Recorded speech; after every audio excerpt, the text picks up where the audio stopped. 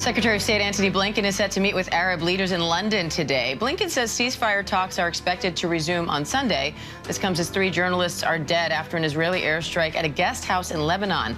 New images show collapsed buildings and cars marked press covered in dust and rubble. Meanwhile, in Gaza, hospital officials and the Gaza Health Ministry are warning about deteriorating conditions inside Kamal Adwan Hospital. They say IDF soldiers have entered the hospital and have been conducting mass arrests. ABC News foreign correspondent Tom Soufi Burridge joins me now from Tel Aviv, Israel, for more.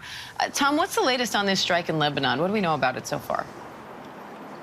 Yeah, Diane, it was in southern Lebanon. We know that the IDF hit a guest house accommodation where journalists were staying. We know that 3 Lebanese journalists from Lebanese TV channels were killed in that strike. At least 3 were injured.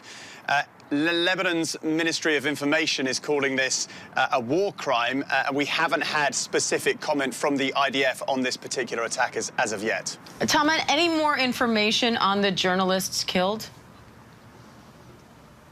We know that they work for Al-Manar and Al-Mayadeen TV channels.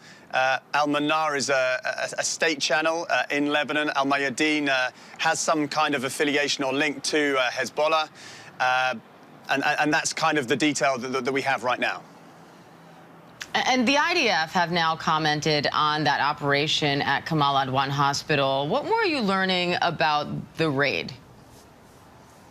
Yeah, so that's in the Gaza Strip. This has been developing throughout today, Diane. We know that the IDF has been conducting very significant operations up in northern Gaza. We know that many people have been killed in those operations, but that hospital is basically the main hospital which is still operating up in the north of the Gaza Strip. We know that the World Health Organization this morning has said that they've lost contact with staff. And the IDF has confirmed that it's been moving into the hospital. They claim that terrorists have been operating within the compound of the hospital. But, you know, hospital staff are saying that they're basically trying to do a very, very difficult job, that the hospital is full of patients and medical staff, which effectively have been besieged in recent hours. Some minimal aid did reach the hospital, we believe, earlier today. It's not clear exactly whether the raid began just after that aid reached the hospital or before, but it's clearly a very, very desperate picture.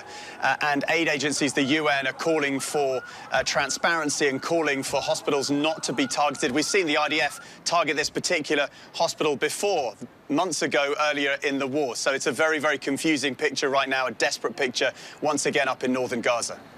All right, foreign correspondent Tom Soufi Burridge in Israel, thank you.